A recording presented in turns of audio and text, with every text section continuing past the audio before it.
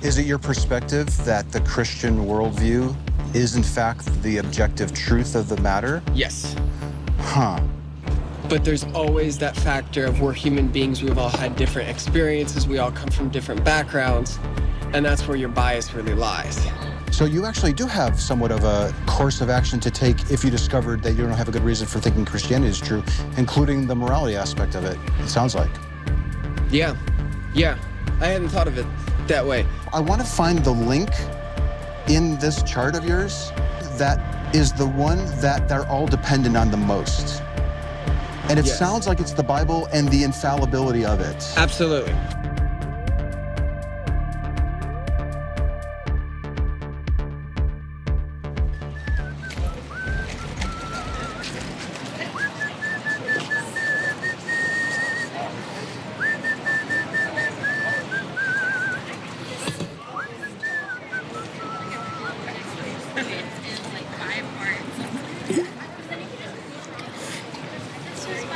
Well, hello. How are you doing? How are you? I'm doing good. My hands are kind of full here. That's okay. What's new with you? Not much. Not much. Do you have time for a short follow-up interview? I do. Cool. Let me get my cameras going. I want to get that yellow piece. Yeah, you're due for a third one, if I'm not mistaken. Is that right? Yep. Coming back for the third. And we got a little bit of shape. Relativity. And, oh crap, I forget what this one was. What did we talk about in the second one? I don't know. So, this was relativity and bias. Oh, we talked about bias in the second talk? Yes. Okay. Bias was the second Oh, talk. wow. Okay. Relativity and bias. And you're still okay with me recording you? Yep. Okay. Still okay. And you actually have the pieces with you. Still have the pieces. You don't have to carry them with you. No, but I've just kept them in there. I wanted to put them together when we could. Did you ever notice anybody also walking around with puzzle pieces? I've talked with a few people about you. Hey, what was that? Or what was he doing? Oh, I yeah? encouraged them to come talk with you. One guy sounded really interested. But other than when they directly left here with a puzzle piece, I haven't seen anyone. Okay, that's fine. I saw you talking the other day with the Mormons who were coming on campus or leaving. That was on Friday, I think. Yeah, it would have been on Friday. They were coming by this way. I spotted them halfway down. Like, I was like, I think those are Mormons. I look over, I'm like, he's got two. And then I see the name plaques. I'm like, okay, yeah, they're back out here. it was an amazing had some talk. good talks with them. I love my Mormon friends. I love talking with them. They're great people. They have a lot of fun. And I think they view truth in objective terms. Yep. And I think we discovered that they may actually have a bias. Yep. Because they were raised with it, and it seemed to be influencing how they accept the claims of Mormonism. Oh, absolutely. And yet, to harken back to the visual that we had of all these like little strips of different religious symbols in front of them, they would probably be standing in front of the one for Mormonism and saying, we have the truth. Yep. We've got it figured out. We're right. And if I remember from our conversation, you agree that truth is objective. We can have subjective interpretations of it. And yet when it comes down for you, you're sure your God is real. You're sure that you are standing in front of the right religious symbol. Yes. That's where we left it. I don't know if that's where you still are. That's where we left that particular one, yes.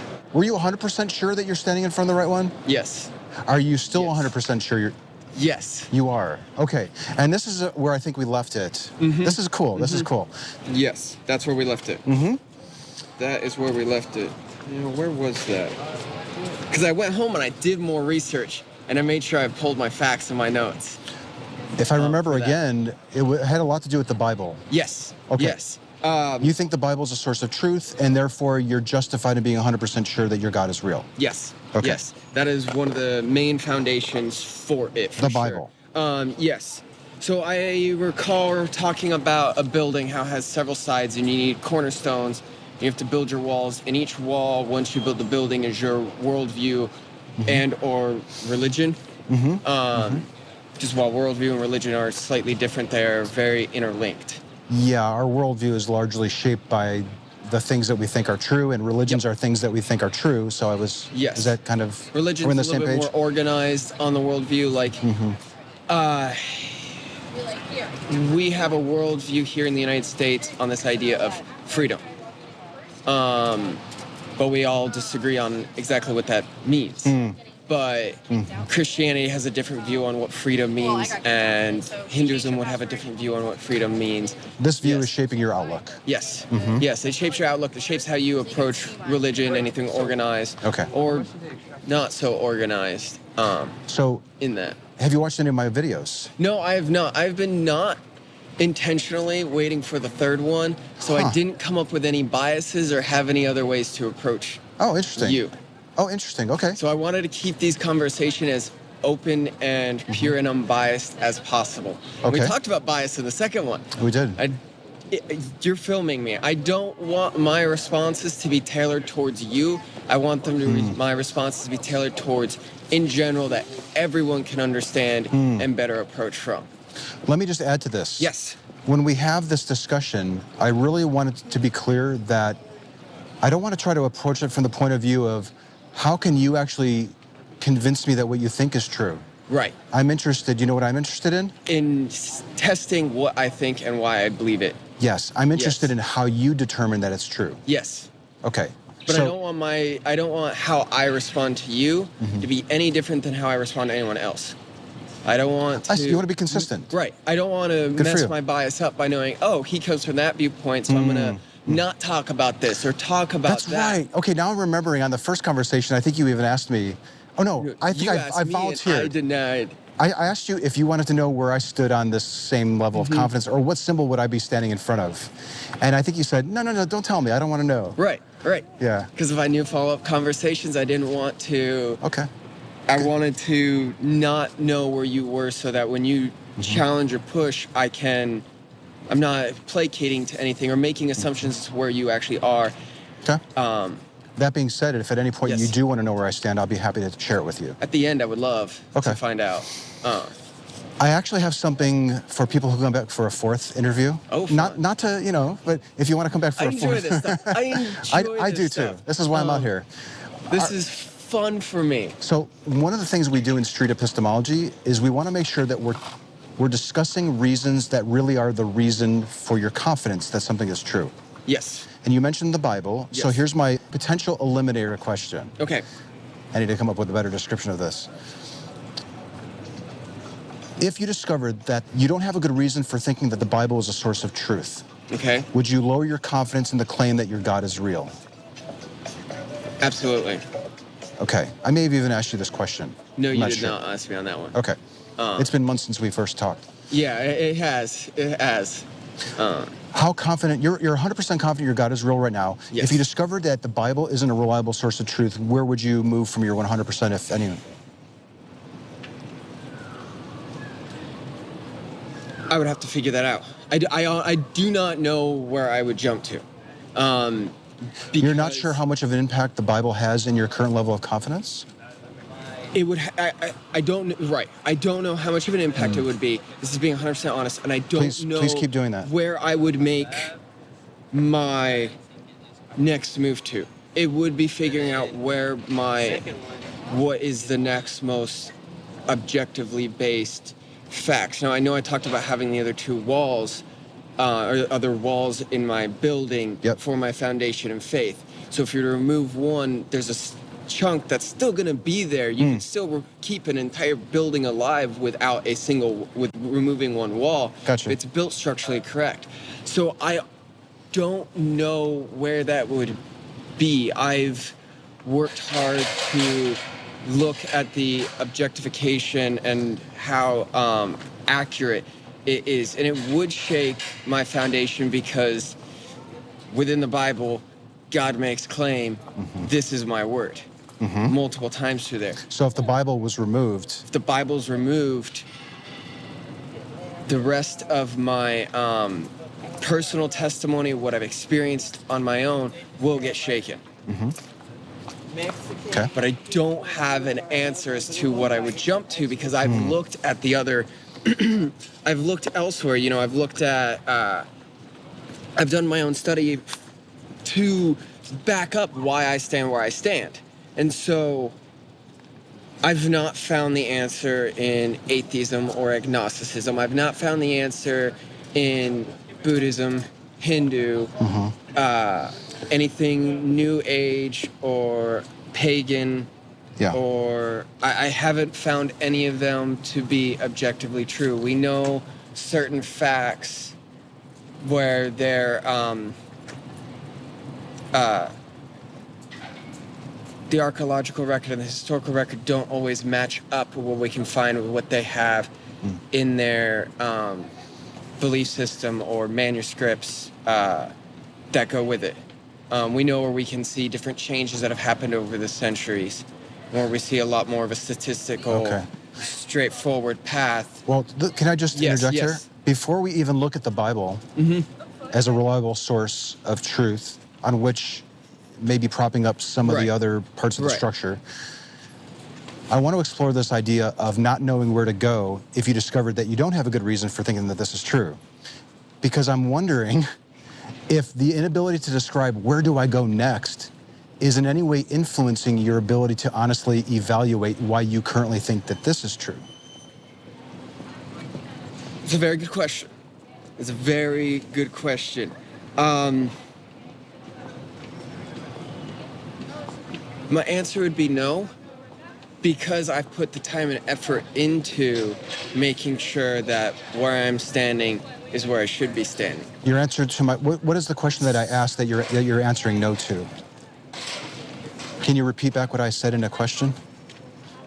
I'm not trying to trap you or trick you. Now I can't. Can you repeat it again?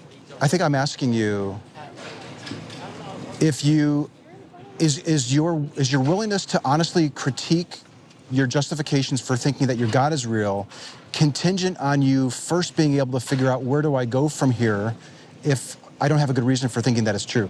There we go, yes. Do you need a safety net there waiting for you before you'll honestly critique your reasons? No. I do consistently... Would it help you critique your reasons if you could see that there? I don't want that safety net there. And I've looked at it as removing as much as that safety net as I can without being biased. And I hope that means I've removed it entirely. You would be okay if you struggled to come up with a way of explaining how you would deal with life and cope through hardships, for example, if you didn't have the Christian outlook, the Christian belief, or thinking that the Christian God is real. You'd still be okay with exploring your reasons for thinking that it's true in the first place? Since I've made my choice, looked at the reasons why, made my choice, yes, there's a safety, I don't know if I could call it a safety net, because... You're talking about your current view? Yes, because I would like to believe I didn't build something with a safety net, but that I built a strong foundation and pillar to stand on, so that I would imagine there is no need for a safety net. That makes total sense, because if you think that you have the truth, it might not even cross your mind to think of a backup plan. Right. And if I were to find out that my foundation is not solid,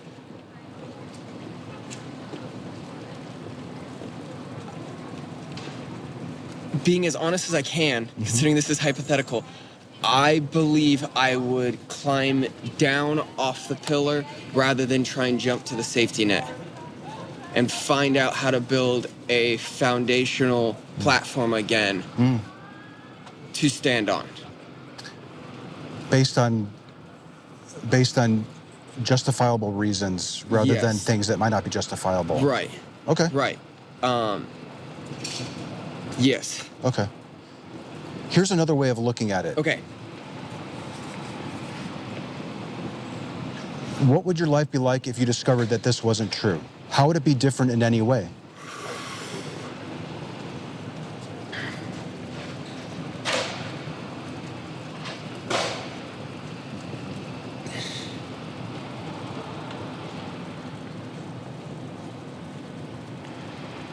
There's a whole lot that would change. There's a whole lot that would change because, I'm a licensed minister. I do stuff where I have in the living history program I'm the chaplain for the group. I did a sermon on Sunday, a little service. a huge part of my life, the majority of my life, is centered on that keystone of Christianity, how I take my outlook on life. I would hate to say it, but I think a good chunk of my morals are built around that. And I don't know what would shift in a general morality sense. I would like to think not much would, but I can't guarantee that because I do know Christianity has its own set of morals, and I'm not sure how that would shift or change. Let's say it's a year from now, and you come to realize I don't have any good reason for thinking that this is true. You start to lay out a plan for distancing yourself from your work as a chaplain, perhaps, right? Because I would imagine you wouldn't necessarily want to promote something that you don't think is true. Absolutely Some not. people do. not after I've worked so hard to build my foundation. Absolutely not. Yeah. How would your... Oh, I know. Here's exactly where I would go to, and here's a good chunk of my life. The Boy Scouts. I'm an Eagle Scout. Scout is trustworthy, loyal, helpful, you would actually have to friendly, leave that courteous. organization. No, I would stand on that even more. A scout being trustworthy, loyal, helpful, friendly, courteous, kind, obedient, cheerful, thrifty, brave, clean, and reverent. The 12 points of the scout law. Oh, I see. And the scout oath is what I would fall back to. And that's where my big set of understanding has been. I was taught really well by some amazing men. Yes, it was in a church, but amazing men on how to build and stand on that platform and understand why that platform's important, why it's important to be trustworthy, why it's important to be loyal, why it's important to be thrifty, brave, what brave means, clean, reverent, trustworthy, loyal, helpful, friendly, courteous, kind, and obedient. Out of order with them, but yeah, the 12 points. This is what I'm wondering. Okay, yes. Are those qualities contingent on you thinking that there's a God? No. Okay. So you actually do have somewhat of a course of action to take if you discovered that you don't have a good reason for thinking Christianity is true, including the morality aspect of it, it sounds like. Yeah. I hadn't thought of it that way. What would be the cost to you, if any, if it is a year from now and you came to realize that you don't have good reasons for thinking that it's true? You had mentioned that you're a chaplain. Maybe you draw a little bit of... Also the chaplain in the scout troop. The scouts. So you have a religious role in a couple different groups. Yes, I do. What kind of costs are we talking about? Because there likely would be a cost to you. There would be a huge cost. I'm not sure how... I couldn't honestly weigh that cost. That would be a huge wrecking ball in my life. Yes, I have that foundation of what I think of the Boy Scouts and the 12 points, the Scout Oath, or the Scout Law and the Scout Oath, which the Scout Oath is on my honor. I will do my best to do my duty to God and my country, to obey the Scout Law, to help other people at all times, to keep myself physically strong, mentally awake, and morally straight. And this Boy Scouts of America has always worked to build a Scout Oath in with a Scout Law to create a very foundation of morals and ethics. Independent of Christianity? Yes. Okay. As far as I'm aware, independent. They've always backed it, but it's supposed to, from my understanding, was built independently. And although the guys who were teaching me were Christian, it was always built as the Scouts, as in this organization, as in how you should live your life as a man, not how you should live your life as a Christian man. They go together, but here's a strong foundation cornerstone that you should build your life off. What I'm hearing here is that while there might be a cost and it might be and this is significant, it's a significant consideration. Yes. Proceeding with questioning your reasons for your conclusions with regards to this God existing, it could be, as you put it, a wrecking ball. It could destroy relationships that you've had. Oh, it would destroy relationships. It would destroy several it would definitely hinder some relationships. My brother also is leads a small church.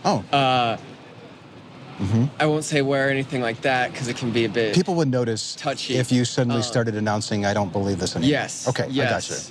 I got you. Family would have some very big trouble. Like I said, I've got a brother who's and sister-in-law who's all, run a small church or work with a small church, it would become very, very tough. That being said, Yes. if you discovered that you don't have any good reason for thinking that your God is real, Okay. are you willing to take another look at your worldview and rebuild? Absolutely. With or without that safety net? Yes. Yes. Okay. Because that's not I don't view my life as trying to have a safety net. If I have a safety net, then I'm doing something wrong, that I don't know, that I'm not standing, that I don't believe what I'm believing. I see what you're saying. I build up a platform Yeah. you build your building, you dig down as close to bedrock as you can, you build your foundation, and then you build your walls. A house on sand will fall, but a house that's built on bedrock will stand because it's on a firm foundation. And so if the sand shift, that will fall and crack and crumble, but bedrock, unless you have an earthquake, it's going to hold. And in your view, your structure is built on bedrock, so there's no need to even have a backup plan. Right. That being said, if you did discover that you don't have good reasons for thinking that this is true. And not on bedrock, yes. And this is not bedrock at all. It's on quicksand or something. I don't know. It would cause you to take another look at things and perhaps start looking at ways to how to build that safety net or an exit route of some sort. I need an exit route. I'm not sure if I would need an exit route to say.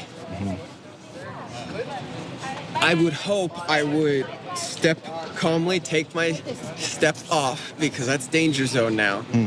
Step back and begin to survey what's around and where is firm foundation that I can begin to rebuild on without needing a safety net. I see what you're saying. I don't want my life to have a safety net. Safety net means I'm not sure. Yeah. No, this is good. It makes complete sense. And in fact, I work with and deal with a lot of people who no longer believe in gods. This might actually be giving away my position, I don't know. And one thing that I've noticed is that as people are decreasing their confidence in their claims, they increase their search for other things to go to. And it's interesting what they find. Sometimes they go to Buddhism, or they go to secular humanism, or they say, well, I'm going to just think that God is love, and yeah, maybe Jesus isn't real, but I get a nice warm feeling when I think that the creator of the universe is caring about where I put my car keys and helping me out, or something like that. So this is not, I guess the point is, it's not a one-way street. It's not a, let me just build something up, and then once I've constructed it, I can't ever abandon the structure. And it sounds like you realize that. Yes, yes.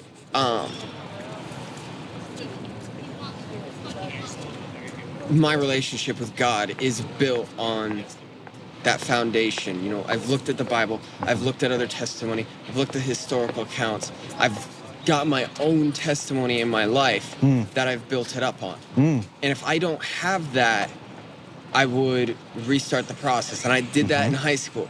Is I had to go, I know I mentioned to you, I went through a Worldview Academy camp. I had to, my mom raised me saying, you're gonna have to make this real.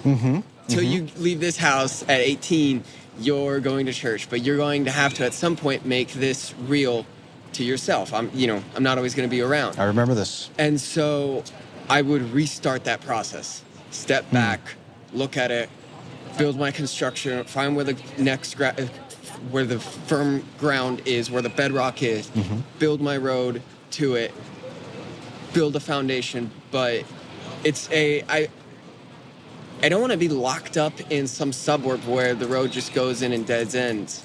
I want to be on the main road where I can get on and off and talk to people. If I'm just stuffed away in a suburb, then my faith isn't real to anyone else except for maybe a few people around me. I want my house, I want my worldview to be on the major road so that people can stop in and say, that's a beautiful house. Tell me why how this house is real. On the road of objective truth, no less. Yes. Yeah. Yes. Not just something that you believe it because you like to think that it's true, or it gives you value, it gives you meaning and purpose, you get community from it. Well, is that maybe right? not even objective truth. I would say it would be more of the truth. the road of truth, because going into my house would be, or up into my driveway would be, here's objective truth. But coming back and forth, people passing by aren't going to always be on objective truth. They'll come from truth is relative. Some of them will think of truth as objective. But I want to be able to attract people from all around. I want people to come up and say, and look at the house and say, that's a pretty house. How'd you build it? How'd you get it to be that pretty? Mine doesn't look like that. And, what did you do? And I think what we need to do is explore your reasons for thinking that this is true. And that's a fun, long conversation. And probably one for the fourth time, if that's okay. I'm going to try to be out here again tomorrow. Will you have some time tomorrow? I've got an appointment at 10:30, class at where is my class? 11:30 to 12:45. Appointment's 10:30. So I won't be getting out until 12:45, so I don't know what time you'll be out. I might still be here. Yeah, I usually try to wrap it up by 1:30 or so because it gets too hot, but because now it's cooler in the year, I can stay out here a little bit longer than normal. Okay, so we've covered some good ground here again. We have. So it sounds like to me, and correct me if this isn't what you're saying, Go for it. that if you discover that you don't have a good reason for thinking that this is true, that Christianity is objectively true, despite the cost and despite the hardship and despite the rebuilding process that would be required, you would be willing to embark on it. You'd be willing to rebuild something new. Yes. Yeah. I'll see you tonight. Okay. That's good. That's good. Do you want to ask me any questions about my view yet or anything like that, or you still want to stay in the dark? And you can take one of these puzzle pieces too. Which color? I need yellow. Yellow's the last one I need. Okay. I have something special for you if you come back for the fourth one. I will be coming back. You're saying I can come back for a fourth. I'll come back for a fourth. You don't have to. I don't want to take up all your time. Otherwise, I'd be here every day. This is why I'm out here. This is why I'm out here, is to have these kinds of talks. And I love these kind of talks. This is fun for me. This is enjoyable. And each time it challenged me to rethink my position and where I'm at. And we didn't even get into your reasons yet. I know. We've nibbled a little bit, right? Here, before you go, I want to leave you with something. Yes. You mentioned the Bible, but then you also said something like, I've had personal experiences or something like that. And I would like to have you think about pie charting that out a little bit. What percentage of your confidence that your God is real is based on the Bible being true, and what percentage is personal experiences? And that might be 50-20, and there's room for other stuff, or it might be 50-50, or it might be 10 for the Bible, 90 personal. You know, I don't know. You can carve that up any way that you want, but could you think about that? And then when you come back, we'll pick it up there. Yeah, I can do because that. I'd like to figure out which direction to go with challenging you on your views. I want to pick the biggest slice to start with. Get me? Oh yeah. Okay. Oh yeah. Oh yeah. And that's the fun. That's the fun of it. It's the fun. All right. Appreciate your time. Thank you. Great to see you again. I'll be around for that fourth for sure. Okay. And I'll pie chart it out. And Did you get my card with my email on it yet? I should have it. I'll take another one just in case I don't. If for some reason we never see each other again, would you please consider emailing me? Oh, yes. And just let me know. Maybe we can meet somewhere else. I was going to say, we can definitely, I'm down for meeting somewhere else if this never works out on campus again. Yeah. Or if we decide, let's not do it on campus because this could take too long. Ideally, though, I would like to record it if possible. Oh yeah, absolutely, absolutely. I'm not afraid of making myself look foolish as I challenge my ideas. It's something most people don't, but it all comes back to the same thing. If I'm not solid in what I believe, why I believe it, doesn't matter if it's politics, religion, whatever, why am I standing on it? Or how do I make it stronger? Exactly. Exactly. Which is all what you're out here doing, is having fun. You know, you reminded me of the two Mormon guys that I talked to, because they were standing right where you're at right now on Friday. And one of them said, I'm not exactly sure if I want to do this interview, because what if I actually give an answer and it's a bad answer, or I look stupid for giving that answer? And then we briefly talked about the benefit of still doing that. Yes, it might be painful and it could be a little embarrassing. It'll be online. However, if it helps you right the ship, so to speak, then I think there's value in it. Exactly. We need outside perspectives to say, what about this? How about that? Challenge this. And I enjoy it. Good. Me too. I enjoy thinking. Good deal. Thank you. So I hope to see you around again. So much. I'll be around again. Okay, cheers. Bye-bye.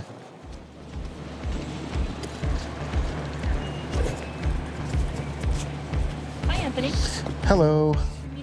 We meet again. How are you doing? I'm good. How are you? I'm not too bad. Getting ready to get out of here, as a matter of fact. Oh, do Yeah. you have time for one more? Sure. Okay. Let me just have you stand maybe there in the shade. Is this our 4th interview? Yes. Okay. You'll have to give me your first name again, though. Christina, Okay. Nice to see you again. nice to see you too. I want to find the link in this chart of yours that is the one that they're all dependent on the most. And it Yes. sounds like it's the Bible and the infallibility of it. Absolutely.